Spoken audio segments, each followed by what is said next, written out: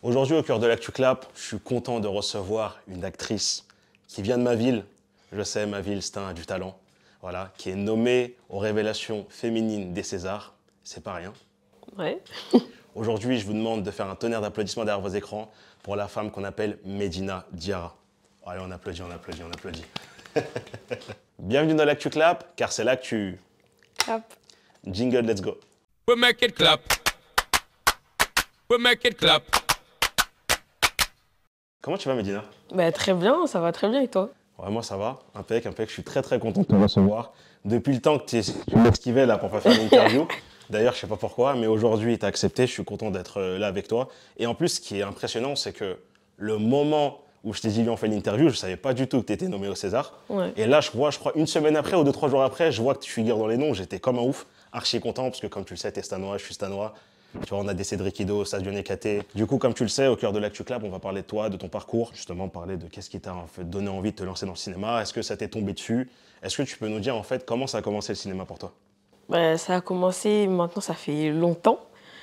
C'est mon père qui m'a amené à un casting sauvage pour Dambé la tête haute. Et je savais pas ce que je faisais là en vrai. En fait, j'étais quand même un enfant assez turbulent à l'école. Et il cherchait un enfant turbulent.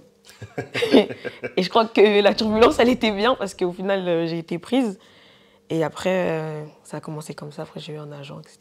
Ça veut dire qu'avant ça, tu n'avais jamais fait de théâtre, Non. jamais fait d'acting, rien du tout. Non, non, non. Du coup, quand t'es arrivé, que t'as passé le casting, t'as eu la pression, c'était comment? Non, moi, on m'a dit comment tu t'appelles, comme là, en face de toi. Comment tu t'appelles, Medina, t'habites où, tout ça, ouais.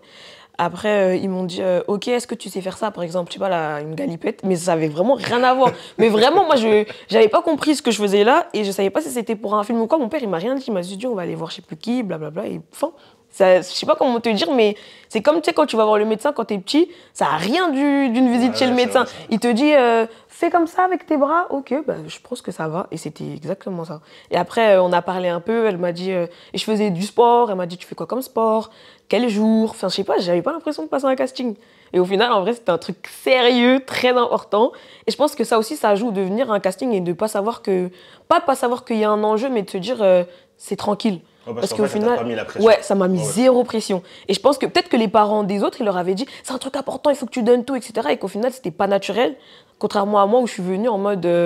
c'est une sortie avec mon père et on va, je sais pas, je vais voir qui, une tante, je sais pas, du côté de mon père. Et au final, ça a apporté ses fruits, quoi. Faut pas te mettre de pression. Je dis ça alors que moi, je me mets de la pression pour tout et rien, mais je pense qu'en vrai, la clé, c'est de pas se mettre beaucoup de pression, en tout cas. À ce moment-là, t'avais quel âge? J'avais moins de 10 ans. Parce que moi, je dis tout le temps que j'avais 10 ans, mais ma mère, elle m'a dit que t'avais moins de 10 ans, 8 ou 9 ans, un truc comme ça. 8 ou 9 ans? Ouais. Du coup, t'as été pris pour un gros film, un Ouais. très très gros projet, qui est justement Dambé la tête haute. Dambé la tête haute. Ouais, ça va, je me suis pas trompé. Depuis tout à l'heure, j'étais en train de me dire, est-ce que j'ai bien le dire, est-ce que j'ai mal le dire? Parce que Dambé. malheureusement, c'est un film que j'ai pas vu.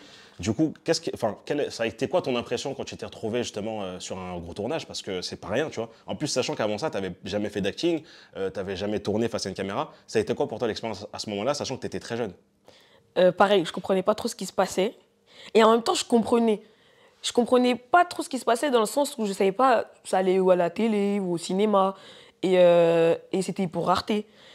Mais moi, je me suis juste dit, en vrai, on se tourne un truc. C'est comme si ma mère, elle met une vidéo et tu vois, au mariage, il y a toujours un caméraman et tout. Un truc comme ça, en mode... En plus, j'étais avec des gens que je connaissais un peu, Tatiana Rojo. Après, les garçons, je les connaissais pas trop avant. Mais il y avait même un oncle lointain, son fils, il jouait, etc. Et du coup, je me sentais à l'aise. Après, il y a une scène que tu vas ajouter à l'interview où Tatiana, elle me met une gifle. Et ça, vraiment, ça, c'était vraiment sérieux. Où je me disais, là, c'est plus drôle, là, c'est plus marrant. Je veux plus faire votre truc et tout, tout ça. Et après, ma mère, elle a parlé, on a parlé, etc. Elle m'a expliqué. Là, elle m'a vraiment expliqué, en fait, tu fais un film, c'est pour le rôle, etc. Et même, un bout d'un moment, dans la scène aussi, l'immeuble, il prend feu. On habite dans des bâtiments délabrés, etc. Tu sais. Et l'immeuble, il prend feu. Et pour raconter un peu l'histoire, la moitié de ma famille, elle meurt dans l'incendie, etc. Et nous, on continue à vivre. Et ça veut dire que c'est compliqué, et beaucoup de choses changent. Et ma mère, même dans le film, elle essaye de m'expliquer ça. Moi, j'attends mon père, mais en fait, mon père, il a péri dans l'incendie. Plein de trucs qui se passent. Et vraiment, faut le voir. Mais moi, je fais la partie où j'étais petite. Après, il y a Assassila. C'est notre première rencontre avec elle que j'ai grave kiffé. Et Annabelle, que j'ai vraiment aimé. On s'est rencontrés, on a beaucoup parlé, etc. Mais ça fait longtemps maintenant, 10 ans. Ça fait déjà 10 ans que tu es dans le cinéma. Ça fait 10 ans. Et à ce moment-là, où justement, quand tu vois le film à travers un écran, que tu te rends compte que là, tu es vraiment actrice, est-ce qu'à ce moment-là, tu t'es dit, bah là, c'est bon, je vais vraiment me lancer dedans? Ou tu étais toujours dans cette part de mystère où tu te disais, je sais pas, je tente, ça me mène à quelque chose Non, cette part de mystère, elle est restée très, très, très longtemps. Parce qu'en plus, au bout d'un moment, moi, j'avais arrêté. J'ai beaucoup tourné pendant le collège, parce que c'était, du coup, je faisais Alice Nevers, le juge est une femme. Ok. Et c'était presque tous les mercredis, ou en tout cas un mercredi tous les mois, où je partais en tournage. Et après ça, moi, je me retrouvais plus trop. Je savais plus trop quoi faire. Je comprenais que c'était un métier, mais pour moi, c'était pas un métier. Très longtemps, actrice, c'était pas un métier, c'était un loisir. Tu sais, mercredi après-midi, tout le monde allait au sport et tout. Moi, Ouais, j'allais les SS, tout ça à en l'époque, tournage, exactement. Moi, j'allais en tournage, l'autre, il allait au foot, athlétisme, etc.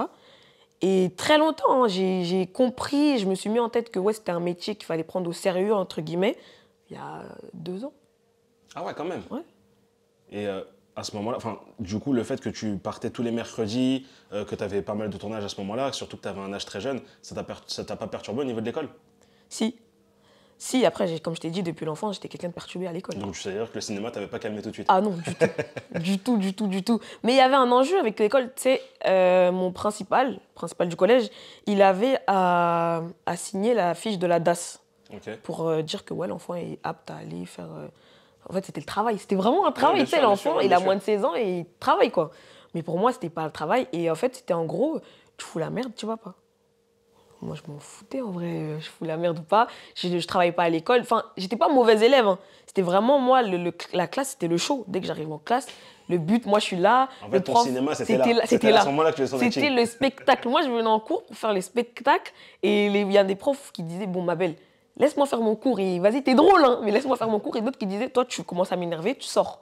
Mais moi, c'était juste de rigoler, faire rigoler les autres, faire rigoler le prof. Là, j'avais tout gagné. C'est tout. Et un jour, le principal, il a dit non, là, tu vas pas. Je t'avais prévenu. Il a signé négatif. Et il y a quelques problèmes qui sont arrivés par la suite. Mon agent, bah, du coup, il m'a quitté. Il m'a dit, franchement, c'est pas l'éthique de la boîte. On court après toi, limite, pour que tu travailles. Tu veux pas... Enfin, du coup, j'ai arrêté pendant ce temps-là, jusqu'au lycée. Et ensuite, Aïssa Maïga, elle m'a cherché pendant longtemps, parce qu'elle voulait que je fasse voice-over de son film, son Ok. documentaire, Marcher sur l'eau. Et quand moi et Aïssa, on s'est rencontrés, j'avais pas de numéro de téléphone, j'avais pas Facebook. Ouais, normal. J'étais très enfant, Bien c'était sûr. du coup Bienvenue à Marly-Gaumont. Mais elle m'avait beaucoup aimée. Pendant longtemps, elle me disait, t'es ma fille et tout, parce qu'elle a pas de fille. Donc, entre-temps, tu avais quand même joué dans Bienvenue à Marly-Gaumont. Ouais, D'accord, ok. 2016. Ça, faudrait qu'on en parle aussi d'expérience, mais je te laisse finir. Ouais, mais du coup, Aïssa, elle m'a cherché pendant longtemps. Pour dire comment je suis revenue Oui, bien sûr. après ce break dans le cinéma. Break pour moi où j'allais plus jamais revenir, vraiment. Ok, d'accord, vraiment, dans Ouais, ta tête, pour tu moi, te dis, j'avais c'est fini. Ok. C'était une expérience très bien. J'ai kiffé et tout, rencontré des gens comme le mec dans Samantha. Oups, mais c'est terminé cette histoire. Et Aïssa, elle me cherche pendant longtemps. Elle a que le numéro à ma mère. Ma mère, elle décroche pas et tout. Une histoire Ouais, ta maman est dans le business. rocambolesque. Pour parler en toute transparence. Ma mère, elle est dans le Elle est business. Elle connaît pas le numéro. Elle a pas le temps. C'est sur son deuxième numéro qu'elle calcule pas trop. Enfin, bref. Et je sais pas comment, mais elle réussit. Ma mère, un jour, elle décroche et tout. Elle lui dit en gros, oui, bah, c'est Aïssa Maïga, tu te souviens? On était ensemble en Belgique où on a tourné Bienvenue à Marly-Gaumont.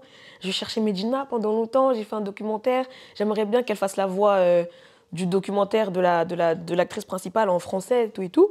Ma mère, elle me tient au courant et tout. Et là, j'avais un téléphone, un numéro. Je prends le numéro d'Aïssa, on échange. Et elle me dit, oui, si t'as le temps la semaine prochaine, tu viens, etc. Et du coup, on fait le machin et tout. Je fais la voix, Aïssa, elle kiffe. Et à la fin, elle me dit, mais du coup, je t'ai pas revue au repas. Elle me dit, je t'ai pas revue dans d'autres projets, c'est comment et tout. Je dis, moi, j'ai terminé, j'ai fini.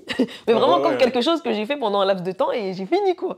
J'ai terminé et tout. J'ai kiffé, mais c'est fini, tout ça. Elle me dit, mais pourquoi t'as pas d'argent et tout. Je lui dis, non, j'ai plus d'argent, ça fait très longtemps, etc. Elle me dit, ok, elle prend son téléphone, elle fait une photo avec moi. Elle dit, je vais envoyer ça à mon agent et on va essayer de faire un truc, faut que tu reviennes et tout. Moi, j'aime trop comment l'énergie que tu dégages et tout. Et en vrai, on s'entendait super bien, même avant ça, moi et Aïssa, mais c'est juste qu'on s'était perdu de vue. On s'était perdu de vue et elle me dit, ouais, je vais envoyer cette photo à mon agent et j'espère qu'il pourra revenir vers toi. Et ça, c'était il y a 2 ans. Et c'est pour ça qu'il y a 2 ans, quand j'ai parlé avec mon agent actuel, j'ai compris qu'en fait, ouais, c'était un métier. C'est un métier, c'est pas un truc extrascolaire, c'est pas comme je pensais quand j'étais au collège, non, c'est quelque chose de sérieux.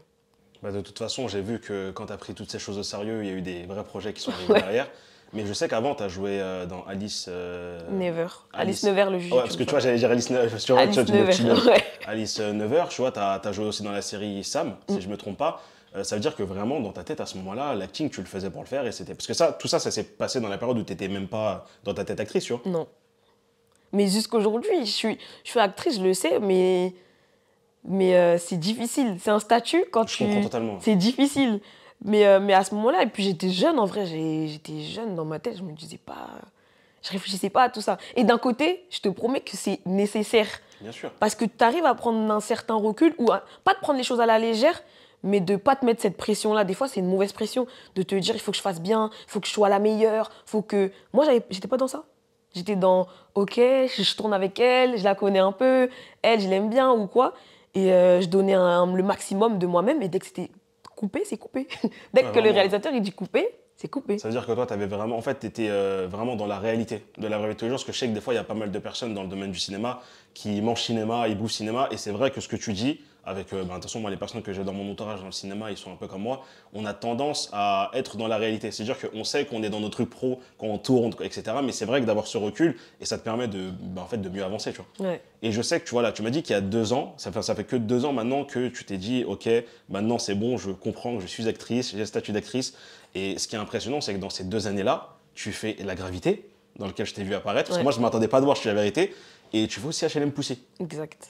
Mais moi, je veux que tu me parles en fait de ces expériences-là, parce que de tout ça, surtout HLM Poussy, là, actuellement, t'as en fait poussé à être nommé aux révélations des Césars. Chose qui n'est pas rien. Ouais, j'étais surprise moi-même quand j'arrivais pas à. J'ai directement appelé mon père, parce que d'un côté, je trouve que tout a commencé par là, même si c'est ma mère, ma best friend. Mais j'ai directement appelé mon père et je lui ai dit devine. Je lui ai dit devine et tout. Et il me dit plein de trucs, rien à voir. T'es sur un film bien, non, devine et tout, devine. Et il a pas trouvé. Et je lui ai dit je suis révélation des Césars. Je suis révélation féminine des Césars. Et il arrête de parler et tout. Et tu sens quand ta voix elle est nouée de fierté et tout. Et mon père, c'est vraiment quelqu'un, il aime ses enfants, il montre ses émotions, il nous dit tout le temps je t'aime, etc. Et j'ai senti dans sa voix, genre il était ému, mais vraiment ému et fier. Et c'est dingue d'entendre au téléphone quelqu'un qui est fier et ému de ce que tu as fait. Surtout quand c'est ton père. Ouais, de ouf, surtout quand c'est ton père. Et il a pas les mots. Genre vraiment, moi-même, j'avais pas les mots, mais il a pas les mots en mode des révélations. Il a chuchoté à lui-même, genre des révélations des Césars. Genre comme pour comprendre que c'est une dinguerie et tout. Et je lui dis, ouais, papa, je suis révélation. Moi, je suis excitée, hein. Oh, ouais, papa, je suis révélation des Césars. Et je suis toute seule. En plus, j'ai vu que d'habitude, tu galères à mettre des posts. Là, ce post-là, il est parti très vite. Non, celui-là, il est parti tout de suite. Ouais, mais c'est une fierté en même temps, c'est un peu normal, bien sûr. Mais grave, j'étais grave fière, mais vraiment fière et reconnaissante de se dire, putain, j'ai fait un truc. C'était difficile, surtout que le tournage de HLM Poussy, c'était difficile. Et de se dire. En tout cas, je tiens à te féliciter par rapport à ce tournage. Merci. Franchement, j'ai passé un moment, tu as bien vu, je t'ai dit, il n'était pas dispo sur les plateformes, il fallait payer. J'ai payé parce que voilà, tu seras bien que par rapport à ton parcours, ça en vaut la peine. Et j'ai vraiment passé un bon moment et un gros big up en fait à toute l'équipe, quoi, parce que franchement, le film, il était bien. Et ce qui est ouf, par contre, j'aimerais que tu m'en parles, parce que moi, je sais pas si ça t'a fait la même chose. Bah, je pense que non, parce que tu étais dedans, mais peut-être à ton entourage. Moi, quand j'ai vu la bande-annonce, j'avais pas l'impression que c'était un film d'auteur. Je pensais que c'était un film qui allait de débat. Ah! Et j'ai pas compris en fait si c'était fait exprès ou. Oui. Il y a quelques personnes qui nous ont dit ça. C'est revenu parfois. Mais moi, je l'ai pas vu. Moi, je l'ai pas vu comme tel. Parce que, comme tu as dit, peut-être parce que moi, t'es dedans, je suis dedans. Donc, je l'ai pas vu comme tel. Mais c'est vrai que c'est arrivé 2-3 fois. La remarque, elle est déjà arrivée. Ouais, parce que moi, j'ai pas compris. Et là, en fait, la question que j'aimerais te poser, c'est OK, tu as annoncé ça à ton père, mais là, comme tu as dit, tu vois, c'est parti d'un casting. Il y a Aïssa qui s'est dit, vas-y, je veux que tu reviennes dans le cinéma et tout. Et en fait, ça fait que 2 ans que là, tu te considères, on va dire, comme étant dans le métier. Exact. Tu te rends compte qu'en 2 ans, tu as eu 2 projets qui t'ont amené à être révélation féminine au César. Chose qui n'est pas rien. C'est-à-dire que pendant 2 ans, là, tu t'es dit, vas-y, je me mets à fond. Ça t'a amené à ça. Donc imagine-toi, si tu restes dans cette lancée-là, forcément, ça peut t'ouvrir que des belles portes. Mais toi, qu'est-ce que tu aurais à dire à ces personnes-là qui t'ont justement jamais lâché pour que tu puisses rester dans le domaine? Sachant que, parce que tu sais, des fois, il y a des gens qui ont cette facilité à voir avant même la personne concernée qu'elle peut faire quelque chose dans un domaine. Nous, des fois, on ne s'en rend pas compte parce qu'on est dans nos activités. Tu connais, des fois, c'est la vie, on rigole avec les potes. Mais là, qu'est-ce que tu aurais à dire à ces personnes-là? Parce que je trouve qu'elles y sont pour beaucoup quand même, tu vois, dans ton Mais parcours. merci. Merci mille fois parce que, en fait, tu en as besoin. Tu as besoin de ce soutien-là, de quelqu'un qui croit en toi. Parce que même si toi, tu crois en toi, ce qui n'est pas mon cas, moi, j'ai pas beaucoup de confiance en moi. Mais même si toi, tu crois en toi, si tu as du soutien, tu peux aller plus loin. T'as capté? Même si tu n'arrives pas à te projeter, si on te permet de te projeter, tu peux. En fait, tout est possible si on te permet de le faire. Si on te permet de rêver, tu peux rêver. Si on te permet d'y croire, tu peux y croire. Et si tu y crois aussi, c'est très bien. Et merci parce que moi, j'avais pas la vision. Vraiment, moi, j'avais pas la vision. J'avais pas la vision de me dire, je peux le faire, moi aussi, je peux réussir. Déjà que j'arrivais même pas à me dire que c'est un métier, que... En fait, c'est pas quelque chose qui est si accessible que ça. Ah non, ça reste un domaine qui est très, très difficile. C'est très difficile. Pour en vivre, déjà, c'est compliqué. Mais après, de viser les choses très, très hautes dans ce domaine-là, comme je le dis tout le temps, et je fais aussi une dédicace à Nassim Bouguezi, qui est pour beaucoup dans ce que je vais dire, c'est qu'il faut vraiment être une personne acharnée et déterminée, un minimum. Je dis bien un minimum, parce que des fois, tu fais un minimum de causes, ça t'ouvre beaucoup de portes. Tous les parcours ne sont pas similaires, mais il faut être vraiment déterminé. C'est ça. Il fallait être déterminé. Moi, c'est vraiment... Il y a des personnes qui sont déterminées, il y a des personnes qui croient en eux, et il y a des personnes qui sont soutenues. Moi, j'étais une personne qui était soutenue. Moi, je fais partie de ceux en qui on croit. Aïssa, elle croyait en moi. Mon père, il croyait en moi. Il y a beaucoup de réals comme Cédric Ido ou Nora Elouch, elle croyait en moi. Cédric Ido, c'est normal. Il vient de la même cité que toi. On est stanois, on connaît le Clos Mais on ne se Saint-Lazare. connaissait pas avant. Mais c'est pas grave, parce que le Clos, à partir du moment où tu fais du Clos, c'est bon, c'est la famille, tu vois. Ouais, en vrai, c'est ça. En vrai, c'est ça. Il y a quelque chose où, même là, il y a quelque chose où on se comprend. On peut parler de sujets où, si je te dis, il s'est passé ça, tu vas comprendre. Ouais, je comprends ce que tu veux dire. J'avais du mal à croire en moi. Tu comprends ce que je veux dire parce que des fois, t'as pas de modèle, t'as pas d'exemple. C'est ça. Et ces gens-là qui croient en toi et qui te poussent, même si toi, tu n'arrives pas à te projeter, si eux, ils arrivent à déjà te propulser quelque part, exactement, ça te permet de toi te dire, ok, j'ai réussi à faire ça, c'est dingue. Ils ont cru en moi et j'ai réussi à le faire. Tu sais, du coup, tu te dis, ouais, vas-y, je passe à l'étape suivante. Encore à l'étape suivante. C'est une échelle. C'est une échelle. Et si dès le départ, toi, tu penses que l'échelle, elle est trop haute et quelqu'un qui est en haut ou quelqu'un même qui est en bas te dit, tu peux le faire. Et rien que ça, te dire, tu peux le faire et toi, tu essayes et tu y arrives. En fait, moi, c'est vraiment ça. Moi, de base, j'y croyais pas trop. J'étais dans un petit déni de me dire, non, moi, ma place, elle n'est pas dedans, etc. Et on a beaucoup cru en moi, on m'a beaucoup boosté. Et c'est ce qui a fait qu'aujourd'hui, j'arrive à rêver, j'arrive à y croire. Et je me permets. Maintenant, je me permets. C'est très beau. Tu te permets, tu as totalement raison et tu es totalement légitime en fait parce que tout à l'heure, on en discutait off et tu disais que ouais, 10 ans, ça passe vite, ouais, mais 10 ans, c'est pas rien, tu vois. Ouais. Et même si tu as eu des hauts et des bas, tu vois, mais ça t'a quand même amené à être là où tu es aujourd'hui et franchement, encore félicitations parce que c'est pas rien. Merci. Et j'ai une dernière question avant de clôturer cette interview parce que madame maintenant est beaucoup prise, elle n'a pas trop le temps. C'est qu'est-ce que tu vises dans le domaine du cinéma? Maintenant que tu crois en toi, tu sais où tu vas, et tu as vu où ça t'a amené, le fait d'avoir juste un petit peu cru en toi, mais je te souhaite d'avoir cette confiance énorme en toi pour aller le plus loin possible, mais qu'est-ce que tu vises? Moi, j'aimerais, du coup, comme je t'ai dit déjà, il n'y a pas beaucoup de modèles, d'exemples. J'aimerais pouvoir être un exemple, mais pas dans le sens où on m'admire, mais surtout où la proximité avec les personnes du 93, de la banlieue, des personnes à qui on dit « fais autre chose, ça, c'est pas fait pour toi ». Vraiment, pareil, on m'a soutenu, on m'a boosté, j'aimerais beaucoup booster et soutenir les gens qui se mettent des barrières ou qui n'arrivent pas à y croire. Mais vraiment, j'ai envie d'être prof, par exemple, prof de théâtre pour les gens comme moi. Pour les gens à qui on dit, ça, c'est 5 000 €, tu les as? Non, j'ai pas. Tu retournes chez toi, tu fais plus parce que tu n'as pas les moyens, tu n'es pas en mesure de. Mais vraiment, ça me tient vraiment à cœur, ça déjà. Ensuite, actrice, j'aimerais aller encore plus loin, faire des rôles. Il y a beaucoup de rôles qui m'intéressent, des rôles dans la chanson. Tu sais, les films où, par exemple, comme Creed, où il y a du sport, où il y a de la chanson, les films où on fait Whitney Winehouse, Amy Winehouse, où il y a de la chanson, les trucs où il y a de la chanson, où il y a du sport, j'aime trop. J'aimerais trop faire un rôle d'une chanteuse, un biopic, je sais pas, et du sport, en actrice, en tout cas moi. Et après, réaliser, écrire, ça c'est des métiers tellement durs. Réaliser, écrire, produire, ouais, je vise ça. Il n'y a plus rien à ajouter. Il n'y a plus rien à ajouter. Il n'y a plus rien à ajouter. C'était magnifique ce que tu as dit. Il n'y a plus rien à ajouter. Je suis très très content de t'avoir reçu. Merci à toi pour tout ce que tu as dit. Merci à toi. Et rappelle-moi juste à quel âge? 21 ans. Les gars, Les gars, 21 ans. À 21 ans, vous avez déjà la dalle comme ça, mais ça me fait trop plaisir. C'est Mais incroyable. Il faut, hein. En vrai, C'est incroyable. j'ai compris qu'il fallait avoir la dalle parce que si t'as pas la dalle, t'es mort. Et tout le monde se mange dehors. Donc, et la dalle, hein.